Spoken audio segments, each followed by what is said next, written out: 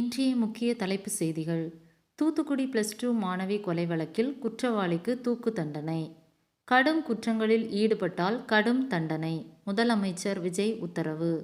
மகளிர் T20 உலகக்கோப்பை 25 ஆட்டங்களில் 3 வெற்றி. வரலாற்றை மாற்றுவோம். வங்காளதேச கேப்டன் நம்பிக்கை.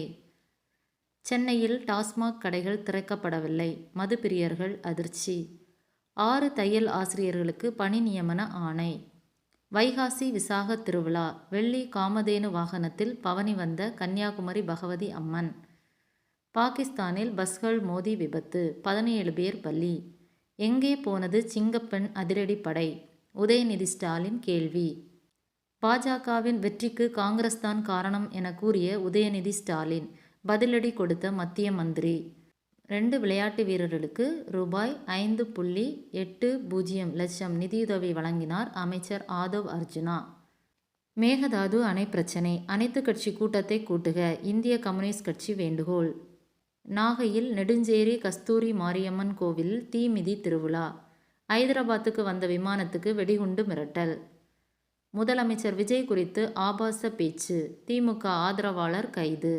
சட்டம் ஒழுங்கு பிரச்சினை. முதலமைச்சர் விஜய் ஆலோசனை.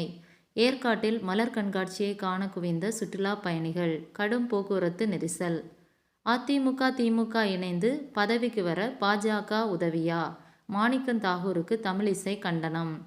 திருப்பதி ஏழுமலையான் கோவிலில் 24 மணி நேரம் காத்திருந்து பக்தர்கள் சாமி தரிசனம். விடிந்ததும் கொலை செய்திகள். தமிழக நிலைமை குறித்து கனிமொழி எம்பி வேதனை. இந்தியா என்னை 100% நம்பலாம். அமெரிக்க அதிபர் டிரம்ப். புதிய தாவேகா அரசு வெற்றி கொண்டாட்ட பாணியிலிருந்து வெளிவர வேண்டும். அண்ணாமலை. ஆஸ்திரேலிய வெளியுறவுத்துறை மந்திரி இன்று இந்தியா வருகை.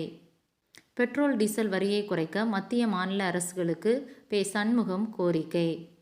கொடைக்கானலில் வனத்துறைக்கு சொந்தமான இடங்களை இலவசமாக பார்வையிட அனுமதி.